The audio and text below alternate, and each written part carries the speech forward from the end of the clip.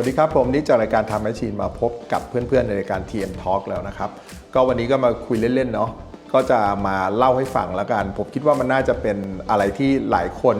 สนใจแล้วก็หลายคนก็น่าจะแบบตั้งคำถามกับตัวเองอยู่นะครับว่าสมมุติว่าถ้าเกิดเรามีเงินก้อนหนึ่งที่เราอยากจะให้เป็นรางวัลกับตัวเองเนี่ยเราควรจะซื้อนาฬิกาวินเทจหรือควรจะซื้อรถยนต์วินเทจดีนะฮะก็ผมลองรวบรวมคำตอบมานะจากทั้งความรู้จากกูรูหลายๆท่านแล้วก็ทั้งจากประสบการณ์ส่วนตัวเองด้วยเนี่ยเดี๋ยวเรามาไล่กันดูครับว่าจริงๆแล้วเพื่อนๆน่าจะเหมาะกับอะไรมากกว่าครับก็ก่อนจะไปเข้าเรื่องเนื้อวันนี้เอานาฬิกามาให้ดูก่อนนะวันนี้บนข้อมือของผมเนี่ยก็เป็น Tudor Black Bay 58 สีน้ำเงินนะครับผมใส่บ่อยมากนะผมจะบอกว่ามันเป็นนาฬิกาที่ใส่ง่ายแล้วก็เหมาะกับอะไรที่เป็นสีน้ำเงินใส่ยีนใส่อะไรเงี้ยแล้วที่สำคัญที่สุดคือไซส์เขาดีมากๆไซส์มันเหมือนเป็นแบบนาฬิกาดำน้ำในยุควินเทจอะไรเงี้ยผมว่าใครรู้สึกว่าอย่างนาฬิกาดำน้ำยอดฮิตอย่าง Submariner มันใหญ่ไปรู้สึกมันหนาไปอะไรเงี้ยแล้วก็ไปซื้อตัวที่เป็นวินเทจก็อาจจะแบบก็ยังแพงอยู่อะไรเงี้ยลองดู Tudor Black Bay 58 ดูนะฮะผมว่าหลายๆคนน่าจะชอบโอเคเรามาเปรียบเทียบกันดูก่อนเลยนะครับข้อแรกเนี่ยซึ่งบอกว่าสำคัญมากๆนะการที่เราจะเลือกรถหรือเลือกนาฬิกาเนี่ยก็คือความรู้สึกของเราอะความชอบของเราความรู้สึกทางใจเนี่ยอะไรมันให้ได้มากกว่ากันอะไรเงี้ยคือก็ต้องบอกตรงว่าถ้าในเรื่องของเซนส์หรือว่าประสาทสัมผัสทั้งหมดเนี่ยรถยนต์มีให้ได้มากกว่าเพราะเราได้ขับเราได้ยินเสียงเครื่องยนต์เราได้แอคชั่นกับมันเราได้แบบเดินทางไปไหนมาไหนได้ขับไปไหนมาไหนได้ในกรณีที่มันใช้งานได้นะได้ยินเสียงเครื่องยนต์เพราะๆได้ยินเสียงท่อเพราะๆอย่างถ้าเกิดคนอย่างชอบแบบรถเก่าๆอย่างพวกแบบ Jaguar E-Type หรือว่าจะเป็นแบบ Porsche 911 พวกรุ่น 993 99 964 อะไรอย่างเงี้ยที่เป็นวินเทจอะไรเงี้ยแต่ราคามันก็จะสูงมากแล้วเนี่ยผมว่ามันได้ feeling ของ mechanical มันได้ feeling มันได้สัมผัสได้ experience ที่ค่อนข้างเยอะนาฬิกาเนี่ยได้ experience ระดับหนึ่งแต่ผมว่าก็ยังไม่เท่ารถยนต์นะฮะก็คือมันอยู่ที่ข้อมือเรามันสวมใส่เราเดินทางไปไหนมาไหนด้วยได้แล้วก็มีข้อดีหลายๆอย่างเช่นสมมุติใครผมเชื่อว่านาฬิกาและรถเนี่ยมันก็เป็นสิ่งที่บ่งบอก personality หรือว่าบ่งบอกคาแรคเตอร์หรือว่าบ่งบอกสไตล์ของแต่ละคนด้วยมันไม่ใช่แค่พาหนะในการเดินทางหรือไม่ใช่แค่เครื่องมือที่ใช้จับเวลาใช่ไหมคราวนี้การที่เราเลือกนาฬิกาเนี่ยข้อดีของมันก็คือว่ามันไปกับเราได้ทุกที่ไม่ว่าเราจะไปเดินทางไปเที่ยวต่างจังหวัดต่างประเทศไปประชุมไปอะไรอย่างเงี้ยมันไปกับเราได้ทุกที่จริงๆแล้วมันก็แสดงสเตตัสแสดงสไตล์ของเราให้กับคนที่พบเห็นได้ในทันทีแต่รถยนต์เนี่ยมันไม่ใช่รถยนต์เนี่ยยิ่งโดยเฉพาะเป็นรถวินเทจนะมันไม่ใช่ว่าจะขับไปได้ทุกที่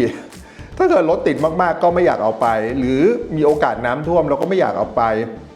หรือถ้าเอาไปแล้วไปจอดมันก็ไม่ใช่ว่าใครจะมาเห็นรถเพราะรถมันก็ต้องอยู่ในที่จอดรถใช่ไหมครับมันไม่ได้ยกเว้นว่าเราไปเป็นคาร์มีตติ้งหรืออะไรเงี้ยที่เราจะไปเจอกันไปคุยกันไปจอดรถให้คนมาดูอะไรเงี้ยเพราะฉะนั้นในแง่เรื่องประสบการณ์ถ้าสรุปนะประสบการณ์ในการที่เราเข้าไป involve แล้วก็ experience กับมันเนี่ยพอรถยนต์ให้ได้เยอะกว่าแต่ถ้าเกิดบอกว่าอะไรที่มันติดตัวเราไปได้เป็นส่วนหนึ่งของอวัยวะเป็นสไตล์ของเราที่สามารถจะทำให้บ่งบอกให้ทุกคนเห็นได้เนี่ยมันคือนาฬิกาข้อที่2นะครับข้อแรกเนี่ยมันเป็นเรื่องแพชชั่นล้วนๆแล้วว่าเราอยากจะ experience กับอะไรขนาดไหนนะข้อ2เนี่ยกลับมาถึงโลจิกแล้วกลับมาถึงความเป็นจริงนะนั่นคือว่าการดูแลรักษาอันนี้พูดอย่างที่บอกแล้วพูดจากประสบการณ์ส่วนตัวด้วยพูดจากกูรูหลายๆท่านด้วยเนี่ยรถเก่ากับนาฬิกาเก่าเนี่ยสมมติว่ามันเก่าพอๆกันเนี่ยสมมติยกตัวอย่างสัก30 ปีนี่ก็คือรถยนต์นี่ก็คือแบบเรียกว่าแทบจะต้องซ่อมทุกอย่างแล้วนะครับตั้งแต่ระบบตั้งแต่เครื่องตั้งแต่แอร์ตั้งแต่ช่วงล่างเพราะทุกอย่างมันมีอายุการใช้งานของมันแล้วมันก็ถึงเวลาเสื่อมเราก็ต้องดูแลรักษาถ้าเราไม่ได้ซื้อรถที่แพงเกินไปอยู่ในบัดเจ็ตที่เรารักษาได้เนี่ยก็เราก็คงแฮปปี้นะก็คือเห็นหลายคนเนี่ยก็สามารถที่จะซื้อรถมาแล้วก็อาจจะต้องเตรียมบัดเจ็ตไว้ดีไม่ดีอาจจะเท่าตัวรถอะราคารถอะแล้วก็รีโนเวทรีเฟอร์บิชจนกระทั่งเขาแบบคือบางคนใช้คำว่า restore เลยก็คือว่าทำกลับไปเป็นเหมือนเดิมเลยอย่างเงี้ยแล้วมันก็ มันก็สวยแล้วมันก็ใช้ได้จริงๆอะไรเงี้ยแต่นั่นก็คือเราก็จะต้องมีทั้งเรื่องอะไรมาเนี่ยค่าซ่อมบำรุงนะครับปะปุซ่อมงานระบบต่างๆเราจะต้องมีช่างที่เราไว้ใจได้เราจะต้องเสียค่าประกันเนอะต้องต่อภาษีอันนี้คือค่าใช้จ่ายในฝั่งของรถยนต์นาฬิกาล่ะนาฬิกาเก่าถ้าเกิดเราไปซื้อในร้านที่เขาดูแลมาให้แล้วในร้านที่เขามีรับประกันเนี่ยหลายๆร้านเขาก็เซอร์วิสล้างเครื่องให้แล้วเนี่ยถ้าซุยล้างเครื่องมาแล้วนั่นแปลว่าภายใน 3-5 ปีเนี่ยเราอาจจะไม่ต้องมีค่าใช้จ่ายอะไรกับนาฬิกาเรือนนั้นอีกเลยถ้าเราไม่ได้ใช้งานผิดประเภทหรือไปทำตกหล่นหรือไปน้ำเข้าอะไรอย่างเงี้ยนะถ้าใช้งานปกติเนี่ยแทบไม่มีอะไรอีกเลยก็น้อยมากๆที่อาจจะมีอะไรเสียบ้างแต่ถือว่าน้อยมากเมื่อเทียบกันระหว่าง maintenance ระหว่างรถยนต์กับนาฬิกาเนี่ยนาฬิกานี่เรียกว่าถ้าล้างเครื่องแล้วเซอร์วิสมาถูกต้องแล้วเนี่ยแทบจะเรียกว่า maintenance free ได้เลยในช่วง 3-5 ปีแรกรถยนต์เนี่ยถ้าอยากจะใช้ช่วง 3-5 ปีแรกแล้วสบายใจเนี่ยก็ต้องเอาไป restore ทำให้ออกมาสมบูรณ์ที่สุดเท่าที่จะเป็นไปได้แล้วก็จะใช้ได้อย่างสบายใจนั่นคือข้อที่2ที่เป็นข้อสำคัญเหมือนกันนะสำหรับคนที่มีบัดเจ็ตจำกัดข้อที่3นะครับก็คือเรื่องของสภาพคล่องของสิ่งของเหล่านั้นสภาพคล่องทางการเงินนะก็คือ liquidity ของมันนั่นเองนะครับก็คือต่อให้มันเป็นของสะสมของรักเนี่ยบางทีเราจำเป็นต้องใช้เงินขึ้นมาเนี่ยแต่ละอย่างมันควรจะเปลี่ยนเป็นเงินได้เพื่อเอาไปจัดการปัญหาในชีวิตของเราก่อนใช่ไหมในแง่นี้นาฬิกาชนะเพราะว่านาฬิกาเนี่ยมันเขาเรียกว่าอะไรมันซื้อง่ายขายคล่องกว่าอยู่แล้วด้วยการตรวจเช็คสมมุติว่าเราอยากจะขายนาฬิกาใครก็อาจจะนัดไปตรวจเช็คกันแล้วมันปลอมมันแท้อะไรยังไงก็จัดการต้องจ่ายเท่าไหร่ก็จบหรือว่าไปขายตามร้านที่เขารับซื้อนาฬิกาก็ได้นะครับรถยนต์เนี่ยถ้าเป็นรถตลาดเนี่ยก็อาจจะไม่ยากก็คือมีเต็นท์สามารถที่จะรับตีราคารับเทิร์นได้นี้เรายังไม่ได้พูดถึงราคานะเราพูดถึงความคล่องเขาเรียกอะไรสภาพคล่องในการที่จะเปลี่ยนเป็นเงินสดเนี่ยแต่ว่าถ้าเกิดจะขายต่อกันเนี่ยก็จะเป็นเรื่องที่ค่อนข้างลำบากนิดนึงอาจจะต้องนัดเจอกันอาจจะต้องไปตรวจเช็ค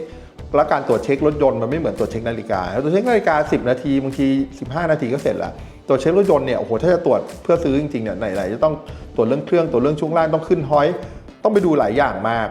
เพราะฉะนั้นเนี่ยในเรื่องสภาพคล่องทางการเงินเนี่ยนาฬิกาก็ชนะพี่ครับโอเคข้อที่4เนี่ยเรื่องของผลตอบแทนในการลงทุน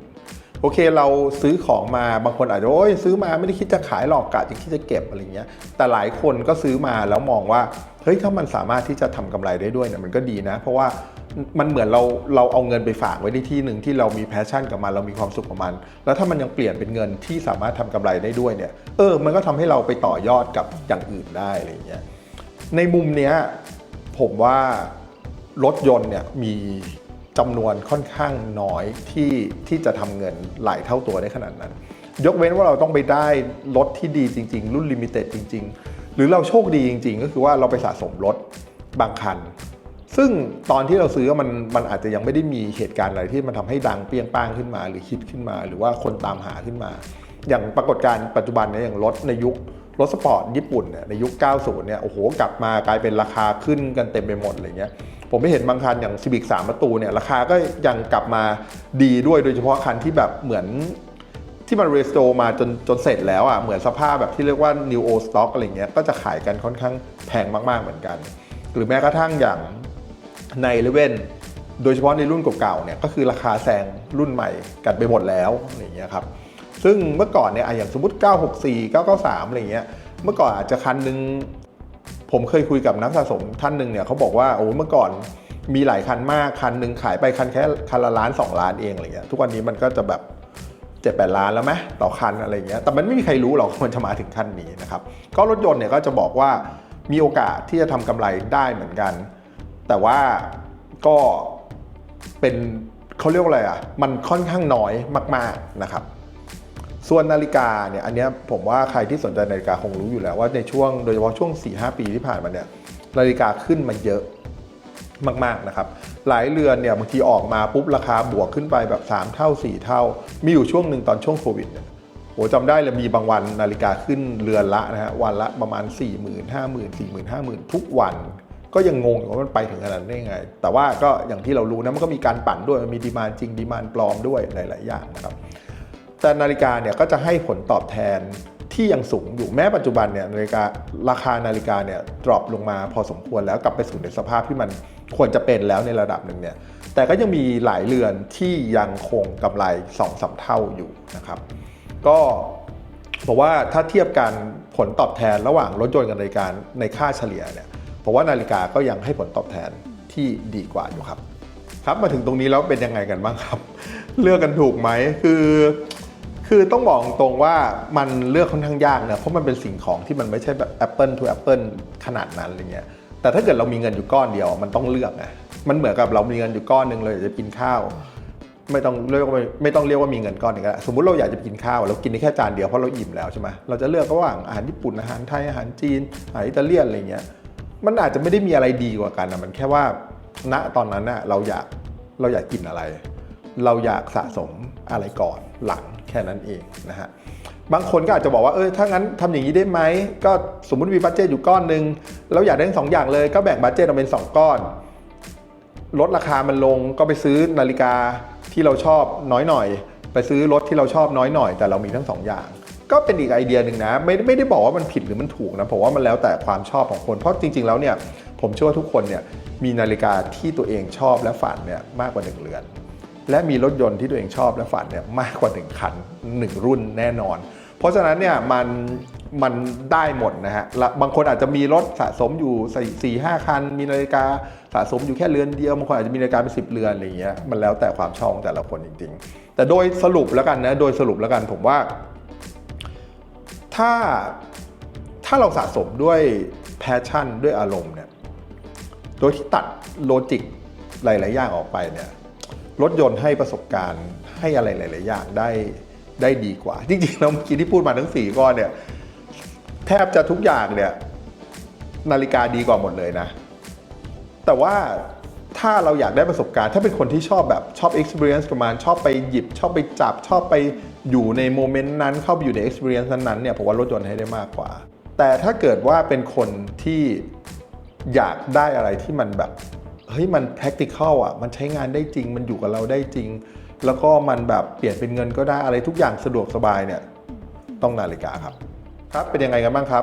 บสำหรับวันนี้ผมนิดจากรายการทำให้ชินต้องขอลาเพื่อนๆไปก่อนนะครับเพื่อนๆอย่าลืมกดไลค์กด Subscribe แล้วก็กดสั่นกระดิ่งเพื่อเป็นกำลังใจกันด้วยครับสวัสดีครับ